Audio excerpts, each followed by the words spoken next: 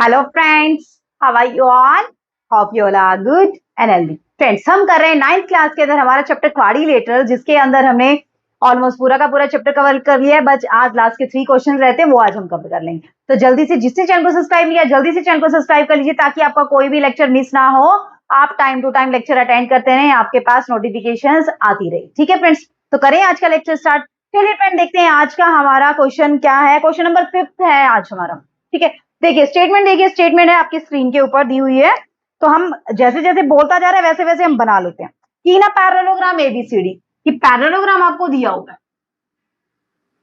Parallelogram दिया हुआ है आपको, बना लीजिए पैरेललोग्राम। ए जैसे दिया हुआ है वैसे बना लेते हैं, A B C D. Next क्या बोलिए, straight line E and F are the mid point of the side A B and C D. कि ए बी का मिड पॉइंट क्या है, ई, और डीसी का मिड पॉइंट क्या है, एफ। ये क्या है, मिड पॉइंट है। आई चीजें समझ? ठीक है, अब इसने क्या किया, show the line segment A F and E C intersect the diagonal. कि जो लाइन सेगमेंट है ई सी और ए एफ, यानी कि हमें ए एफ और ई सी को फिर ज्वाइन करना है। यही मतलब हुआ ना कि ई सी और ए एफ को हमें क्या करना है, ज्वाइन करना है। तो आपको बताना है कि ये जो ईसी और एएफ है ना, वो डायगोनल बीडी को क्या करती है, ट्राइसेक्ट करती है। ट्राइसेक्ट करने का मतलब क्या है कि ये पॉइंट अगर पी क्या हुआ है, ट्राइसेक्ट करने का मतलब 3 इक्वल पार्ट में डिवाइड करती है। मतलब DP is equal to P Q is equal to Q B. ये हमें प्रूफ करना है, तो करें इसका प्रूफ। चलिए स्टार्ट करते हैं फ्रेंड्स। अब देखिए आपको क्या दिया हुआ है कि एबीसीडी इज अ पैरेललोग्राम, है ना। ABCD is a parallelogram. अब ऑब्वियस सी बात है, एबीसीडी पैरेललोग्राम है, इसका मतलब क्या होगा, AB is equal to AB is equal to CD। Also AB is parallel to CD। ABCD के पैरेलल भी होगा, AB CD के इक्वल भी होगा। और E अगर मिड पॉइंट है, E अगर मिड पॉइंट है तो इसका मतलब AB क्या हो जाएगा, 2 टाइम A लिख सकते हैं या 2 टाइम हम E भी लिख सकते हैं। अब हमें अपनी रिक्वायरमेंट के अकॉर्डिंग क्या चाहिए, अब देखना है A एफ सी चाहिए, यानी कि यहां से कोई ना कोई ट्राइंगल हमें बनानी पड़ेगी। ट्राइंगल के लिए हमें क्या चाहिए कि ये लाइन इस लाइन के पैरेलल है। वो कैसे प्रूव करेंगे, उसके लिए हमें पैरेललोग्राम प्रूफ करना पड़ेगा। ठीक है, अब अगर ए बी पैरेलल है सीडी के, तो एफ सी भी तो इसी का पार्ट है, एफ सी भी तो इसी का पार्ट है, सीडी का ही पार्ट है, और ए भी तो ए बी का पार्ट है। तो this implies AE is also parallel to FC। क्यों? क्योंकि AB का ही तो पार्ट है E, CD का ही तो पार्ट है FC। और नेक्स्ट, अगर E मिड पॉइंट है, as E is the midpoint of AB, so AB is equal to 2 time A लिख सकते हैं। और F is the midpoint of DC, so क्या लिख सकते हैं FC को, सॉरी DC को क्या लिख सकते हैं, CD को 2 टाइम FC। लेकिन AB तो CD के इक्वल है, तो AB CD के इक्वल है, तो 2 टाइम AE किसके इक्वल हो जाएगा, 2 टाइम FC के। so this implies 2 time AE is equal to 2 time FC। तो this implies आपके पास क्या आ गया, AE is equal to FC। अब AE FC के इक्वल भी है और AE FC के पैरेलल भी है। इसका मतलब क्या बन गया, AE FC क्या बन गया, parallelogram. so this implies AFCE is a parallelogram. Parallelogram है तो इसका मतलब AF is parallel to EC, यही मतलब लिख सकते हैं। this implies AF is parallel to EC। अब अगर AF EC के पैरेलल है तो इसका पार्ट भी तो पैरेलल होगा ना, तो इसका मतलब PF किसके पैरेलल होगा, QC के भी पैरेलल होगा। This implies PF is parallel to QC। और इसके अंदर से E क्या हो, is parallel to AP। Also EQ is parallel to AP। यहां तक बताइए किसी को दिक्कत है? हमने ये सारी प्रोसेस क्यों की है, क्योंकि हमें यहाँ से ट्राइंगल बनाएंगे, और ट्राइंगल के अंदर क्या कहता है कि अगर एक मिड पॉइंट है और उस मिड पॉइंट से लाइन जा रही है, अगर वो थर्ड लाइन के पैरेलल है तो सामने वाली साइड को बाइसेक्ट करती है। तो इसका मतलब हमें पैरेलल तो दिखानी पड़ेगी ना, लाइन पैरेलल है। तो वही हमने किया है कि PF किसके पैरेलल है, QC के, और EQ किसके पैरेलल है, AP के पैरेलल है। आया समझ, कंसेप्ट क्लियर हुआ? अब देखिए, तो in the triangle DCQ, F is the midpoint of DC and FP is parallel to QC। यही तो है मिड पॉइंट थ्योरम। क्या कहती है कि अगर आपका F कोई भी मिड पॉइंट है, उससे लाइन जा रही है और वो पैरेलल है QC के, तो सामने वाली साइड को क्या करती है, बाइसेक्ट करती है। तो दिस इंप्लाइज, वो थ्योरम लिख देंगे आप पूरी की पूरी। So this implies F P bisect D Q. F P किसको बाइसेक्ट करेगी? डी क्यू को बाइसेक्ट करेगी। इसका मतलब क्या हुआ? DP is equal to P Q. इसको मान लीजिए इक्वेशन नंबर 1। मतलब क्या है आपके पास? डीपी इज इक्वल टू क्या निकल के आया? पी क्यू निकल के आया। यहां तक कोई डाउट? कोई डाउट नहीं। अब देखिए ये वाली ट्राइंगल ले लीजिए A P B. In the triangle A P B EQ is parallel to AP and E is the midpoint of AB। अब E मिड पॉइंट भी है AB का, और E से जो लाइन जा रही है EQ वो किसके पैरेलल है? AP के पैरेलल भी है। तो इसका मतलब ये EQ क्या करेगा? इसे BP को बाइसेक्ट करेगा। तो this implies EQ will bisect PB। That is क्या लिख सकते हैं आप? बाइसेक्ट कर रहा है तो पी क्यू किसके इक्वल हुआ? P Q is equal to Q B. अब पी क्यू किसके भी इक्वल था? डीपी के भी इक्वल था, और यहां से पी क्यू किसके भी इक्वल आ गया? क्यू बी के। दोनों को कंपेयर कर दीजिए, एक साथ लिख दीजिए मतलब इकट्ठा। तो वहां से क्या आ जाएगा? DP is equal to P Q is equal to Q B. तो यही मतलब हुआ ना, क्या निकल के आ गया? DP is equal to P Q is equal to Q B. So इसका मतलब क्या हो गया? This implies AF and EC trisect the diagonal BD of a parallelogram। कि जो AF है EC है वो क्या कर रहे हैं? ट्राइसेक्ट कर रहे हैं, 3 इक्वल पार्ट्स में डिवाइड कर रहे हैं। किसको? इस पैरेललोग्राम के डायगोनल को। आई चीजें समझ? बस यहाँ पे आपने 2 चीजें लिखनी है मिड पॉइंट थ्योरम के बाद। जो थ्योरम है कि अगर अगर ट्राइंगल के अंदर एक साइड पे कोई भी मिड पॉइंट दिया हुआ है, उससे कोई लाइन जा रही है, अगर वो लाइन किसी थर्ड साइड के पैरेलल है तो अनदर साइड को वो क्या करेगी? बाइसेक्ट करेगी। यही थ्योरम आपने यहां लगानी है। एफ अगर मिड पॉइंट है और एफ क्या उससे जो लाइन जा रही है वो पैरेलल है किसी भी थर्ड साइड के, तो वो अनदर साइड को क्या करेगी? बाइसेक्ट करेगी। बस ये एक ही थ्योरम लगानी है इस क्वेश्चन के अंदर, उसी थ्योरम से आपका पूरा का पूरा क्वेश्चन सोल्व हो जाएगा। आई चीजें समझ फ्रेंड्स? क्लियर हुआ कंसेप्ट? कोई दिक्कत नहीं है? बड़े नेक्स्ट क्वेश्चन के। चलिए फ्रेंड देखते हैं नेक्स्ट क्वेश्चन के अंदर क्या दिया हुआ है हमें। रफ कर दूं इसको? चलिए देखते हैं, रफ कर देते हैं इसको, फिर देखते हैं नेक्स्ट क्वेश्चन के अंदर क्या है हमारे पास। अभी करते हैं, बस 1 मिनट रुक जाइए। 6th क्वेश्चन देखिए फ्रेंड्स, क्या है आपका क्वेश्चन नंबर 6। आपकी स्क्रीन पे है क्वेश्चन नंबर 6। क्या बोल रहा है? Show that the line segment joining the mid point of the opposite side of a quadrilateral bisect each other. कि कोई भी क्वाड्रिलेटरल है आपके पास, मान लीजिए ये क्वाड्रिलेटरल है आपके पास, मुझे नहीं पता क्या है ये, बस मुझे ये पता है कि क्वाड्रिलेटरल है। अगर इसके मिड पॉइंट को हम ज्वाइन करते हैं, अगर इसके मिड पॉइंट को हम ज्वाइन करते हैं, उससे जो फिगर बनेगा, उसके जो डायगोनल होंगे वो हमेशा क्या करेंगे? बाइसेक्ट करेंगे, है ना। The line segment joining the mid point of the opposite side of the quadrilateral bisect each other. यही मतलब हुआ ना यहां से कि जो अपोजिट साइड के जो मिड पॉइंट है, यानी कि मान लीजिए ये है पी क्यू आर एस, जो अपोजिट साइड के मिड पॉइंट है यानी कि पी और आर, ये मिड पॉइंट को मैंने ज्वाइन कर दिया, यहां से लाइन सेगमेंट बनाई, और अपोजिट साइड क्या है? आर और क्यू और एस, इनसे जो लाइन सेगमेंट बनाई वो लाइन सेगमेंट आपस में क्या करेगी? बाइसेक्ट करेगी। यानी कि हमें बताना है कि S Q will bisect R P, ये चीज हमें बतानी। इसके अंदर एक काम कर सकते हैं हम, अगर हम ये प्रूव कर दे कि पी क्यू आर एस आपका क्या है? पैरेललोग्राम है, तो आपको पता है कि जो पैरेललोग्राम के ये क्या हो जाएंगे? फिर डायगोनल, और जो पैरेललोग्राम के डायगोनल है हमें पता वो क्या करते हैं? एक दूसरे को बाइसेक्ट करते हैं, यानी कि हमारा काम इजी हो जाएगा। बस हमें प्रूफ क्या करना है, इसका मतलब कि ये क्या है? आपका पैरेललोग्राम। बस इतना सा कंसेप्ट आपने प्रूव करना है, तो करें प्रूफ। चलिए देखते हैं। ये मान लीजिए कोई भी पॉइंट है आपका ओ पॉइंट, आई चीज समझ? ठीक है, तो पैरेललोग्राम प्रूफ करने के लिए आपको क्या प्रूफ करना पड़ेगा? क्या प्रूफ करना पड़ेगा? कि S R is parallel to P Q और S R is equal to P Q, या तो ये प्रूफ कर दीजिए, या फिर क्या प्रूफ कर दिए? S R is equal to P Q और S P is equal to R Q, या फिर ये प्रूफ कर दीजिए। आई चीजें समझ? ये प्रूफ करना है, तो यानी कि हमें कोई ना कोई लाइन तो ड्रॉ करनी पड़ेगी ना, डायगोनल तो मिलाने पड़ेंगे फिर हमें।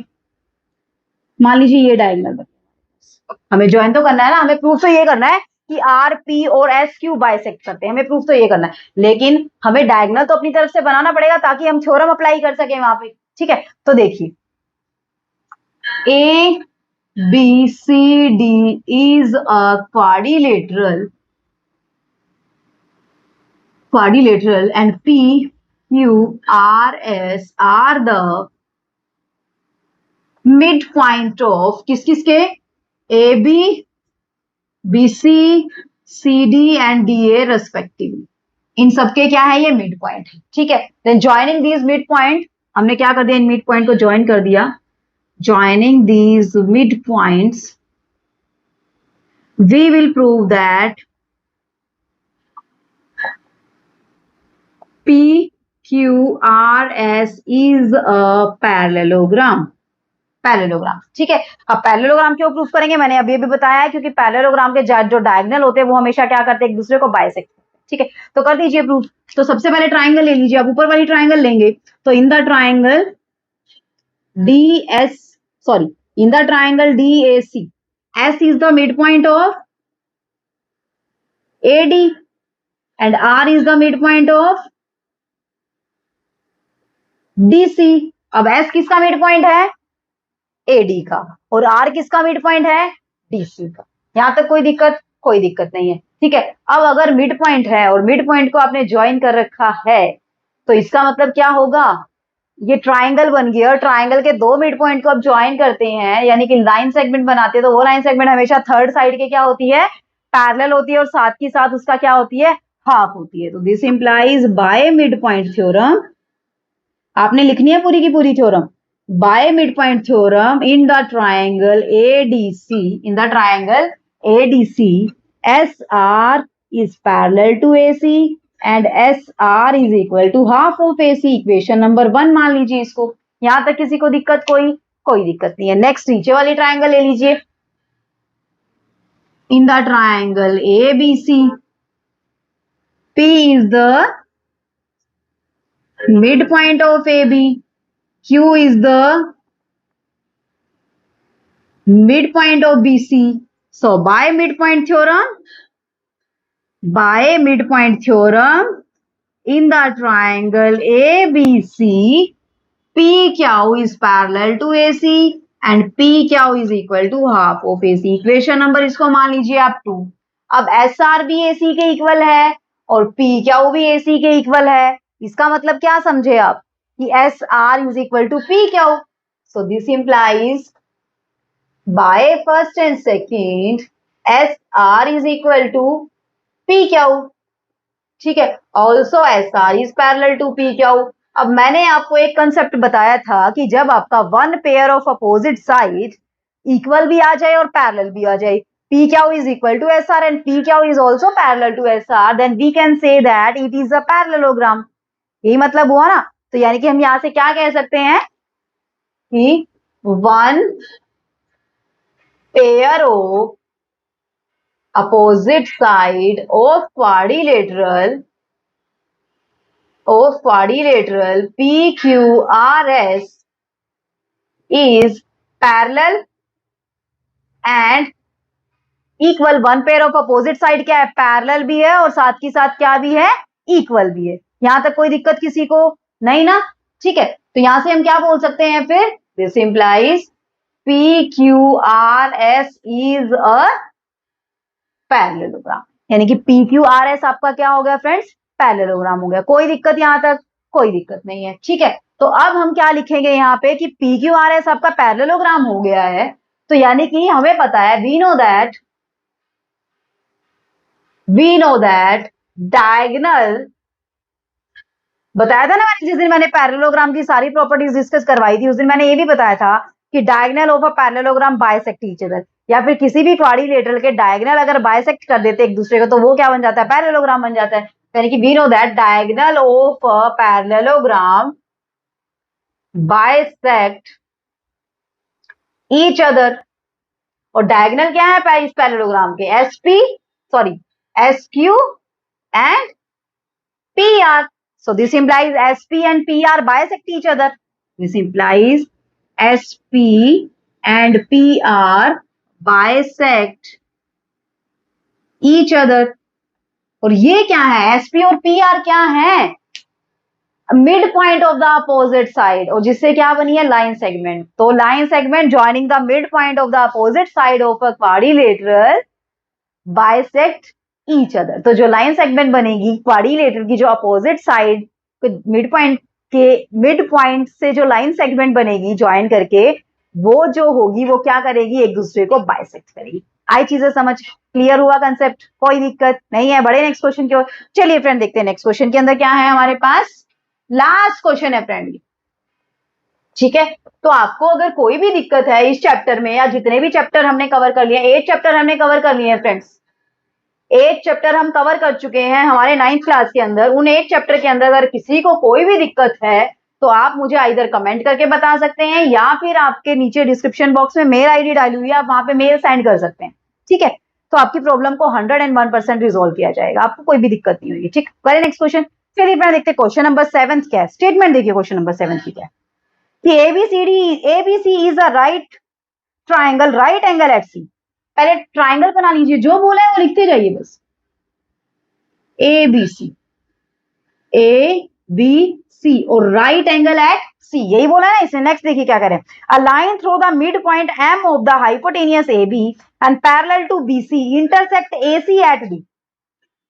कि जो ए बी के मिड पॉइंट से आपने क्या डाली, पैरेलल लाइन डाली, जो कि किसको बाइसेक्ट करती है, ए सी को। किस पॉइंट पे बाइसेक्ट करती है, D point, sorry bisect, intersect, intersect, ध्यान, इंटरसेक्ट करती है किस पॉइंट पे, डी पॉइंट पे। देन हमें क्या शो करना है, सबसे पहले देखिए क्या शो करना है, D is the mid point of AC. सबसे पहला स्टेप हमें क्या बताना है, D is the mid point of AC. यानी कि अगर ये एम मिड पॉइंट है ए बी का, तो हमें ये दिखाना है कि डी किसका मिड पॉइंट होगा, ए सी का। यानी कि दैट इज हमें क्या दिखाना है, A D is equal to D C, यही हमें शो करना है ना। तो देखिए करते हैं इसको हम। देखिए हमें क्या पता है, हमें पता क्या है कि M is the mid point of A B. हमें क्या पता है, लिख लीजिए, जो हमें पता है ना वो लिख लीजिए। M is the mid point of A B, कि एम ए बी का क्या है, मिड पॉइंट है। Also M D is parallel to BC. अब एमडी किसके पैरेलल है, बीसी के पैरेलल है। तो थ्योरम क्या कहती है कि अगर किसी भी ट्राइंगल के अंदर, तो in the triangle A B C, किसी भी ट्राइंगल के अंदर अगर एक साइड से मिड पॉइंट जा रहा है और मिड पॉइंट से एक लाइन जा रही है जो कि थर्ड लाइन के पैरेलल है, तो वो सामने वाली साइड को भी क्या करेगी, बाइसेक्ट करेगी। दिस इंप्लाइज आप क्या लिख सकते हैं, वो पूरी की पूरी थ्योरम लिख देंगे। थ्योरम की स्टेटमेंट क्या है कि a line draw through the mid point of the one side of a triangle and parallel to the third side bisect the another side of the triangle, लिख देंगे पूरी की पूरी, ठीक है। तो यानी कि यहां से आप क्या कह सकते हैं, this implies MD will bisect AC. MD किसको बाइसेक्ट करेगी, एसी को बाइसेक्ट करेगी, यही तो हमें प्रूफ करना है। तो दिस इंप्लाइज हम क्या बोल सकते हैं, D is the mid point of AC. तो फर्स्ट तो हमारा प्रूफ हो गया कि डी क्या है, एसी का मिड पॉइंट, फर्स्ट हो गया हमारा प्रूफ। सेकंड देखिए फ्रेंड्स क्या है कि MD is perpendicular to AC. Second हमें क्या प्रूफ करना है कि एमडी जो है वो एसी के परपेंडिकुलर, यानी कि ये एंगल भी कितने का बनेगा, 90 डिग्री का बनेगा। यहां तक कोई दिक्कत नहीं, चलिए प्रूफ करते हैं। अब मुझे एक चीज बताइए, एमडी किसके पैरेलल है, बीसी के पैरेलल। तो as MD is parallel to AC, MD AC के पैरेलल है ना, और एसी आपकी एमडी बीसी के पैरेलल है। एमडी क्या है, बीसी के पैरेलल है, और ये जो डीसी है वो क्या है, ट्रांसवर्स लाइन जा रही है। मतलब ये ऐसा बना हुआ है, ये दो पैरेलल हैं, ये है मान लीजिए आपका एमडी और ये मान लीजिए बीसी, और यहां से है आपका, अरे उल्टा लिख दिया, ये है आपका एमडी और ये है आपका बीसी, ये दो लाइन है, और ये आपकी ट्रांसवर्स लाइन है। डीसी आपकी क्या है, ट्रांसवर्स लाइन। तो ये जो ट्रांसवर्स लाइन है उसके सेम साइड में जो एंगल बनेंगे उनका सम कितना होएगा, 180 होएगा या नहीं होएगा, होएगा ना। तो आप यहां से क्या लिख सकते हैं, MD is parallel to BC and DC is the transverse line, then angle MDC plus DCB is equal to 180 degree. क्यों, MDC प्लस DCB, ये एंगल और ये एंगल का सम कितना होगा 180 डिग्री। रीजन क्या लिख देंगे, same side of the transverse line, angle made on the same side of the transverse line. Transverse line के एंगल कहां बने, सेम साइड पे बने, तो उनका सम क्या होगा 180 होगा। ठीक है, लेकिन हमें क्या पता है कि एंगल DCB कितना है, एंगल DCB ये कितने का है, ये तो 90 डिग्री का है, तो यानी कि ये 90 इज इक्वल टू 180। तो एंगल MDC कितने का आ गया 180 माइनस 90, यानी कि एंगल MDC कितने का है आपके पास 90 का, यानी कि ये एंगल भी कितने का आ गया 90 का। अब एंगल 90 का आ गया, इसका मतलब क्या समझे आप, क्या समझे, this implies MD is perpendicular to AC। Second step हमें यही प्रूफ करना था कि MD क्या है, AC के परपेंडिकुलर है। अब थर्ड स्टेप प्रूफ कर लेते हैं। थर्ड में देखिए क्या दिया हुआ है, रफ कर दूं मैं, थर्ड देखते हैं थर्ड में क्या पॉइंट दिया हुआ है हमें। थर्ड पॉइंट देखिए क्या दिया हुआ है, आपको प्रूफ करना है कि CM is equal to MA और which is equal to half of AB। Third आपको क्या प्रूफ करना है, CM is equal to MA और which is equal to half of AB। CM यानी कि ये वाला CM, यानी कि C से M हमें ज्वाइन करना पड़ेगा, कर दीजिए जो CM is equal to MA, हमें ये प्रूफ करना है MA is equal to CM, यानी कि हमें दो ट्राइंगल बनानी पड़ेंगी ना इसके अंदर, तो बना दीजिए ट्राइंगल, बनाइए ट्राइंगल। ज्वाइन पहले तो लिखेंगे ज्वाइन MC, ज्वाइन क्या कर दिया आपने, MC ज्वाइन कर दिया आपने। देन आप क्या करेंगे, इन the triangle AMD and in the triangle DMC, in the triangle DMC, दो ट्राइंगल आपने ले ली, एक तो लिया आपने AMD और दूसरी आपने क्या ली ADMC, DMC ट्राइंगल ले ली। अब आप मुझे एक चीज बताइए, अभी अभी आपने प्रूफ किया है कि AD इज इक्वल टू क्या है DC, AD is equal to क्या है DC, और DM is equal to DM क्या है, यहां से कॉमन है, कॉमन है, ये तो हमें क्या पता है, हमें प्रूफ किया है, प्रूफ डबो, प्रूफ डबो, और ये क्या है कॉमन साइड है, कॉमन साइड है। और नेक्स्ट एंगल, एंगल देखिए कौन सा, इसमें भी 90 डिग्री का एंगल बन रहा है, इसमें भी 90 डिग्री का एंगल बन रहा है ना। और angle MDA is equal to angle MDC which is equal to 90 degree. अब एक एंगल 90 डिग्री का है और दो साइड आपके पास इक्वल है, यानी कि ये साइड और ये साइड, तो इंक्लाइंड एंगल इक्वल है ना, तो by side angle side, by side angle side triangle AMD is congruence to the triangle DMC। दोनों ट्राइंगल क्या होगी आपकी, कॉन्ग्रेंट होगी। अब दोनों ट्राइंगल कॉन्ग्रेंट होगी तो इनके कॉरेस्पॉन्डिंग पार्ट भी क्या होंगे, इक्वल। तो this implies by CPCT AM is equal to MC। तो ये तो प्रूफ हो गया कि AM is equal to MC, AM या CM is equal to MA, कुछ भी लिख सकते हैं आप, ठीक है। अब यहां से ये चीज प्रूव होगा कि AM is equal to MC। अब हमें क्या प्रूफ करना है कि ये हाफ ऑफ AB भी होगा।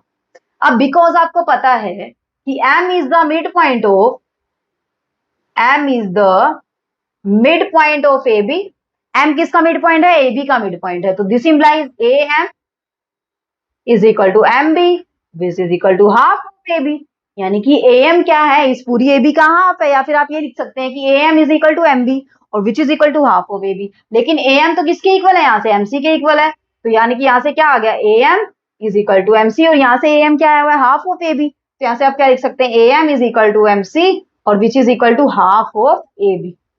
यानी कि थर्ड पॉइंट हमें यही तो प्रूफ करना था कि CM is equal to MA is equal to half of AB। आप AM भी लिख सकते हैं, MA भी लिख सकते हैं, वो कोई दिक्कत नहीं।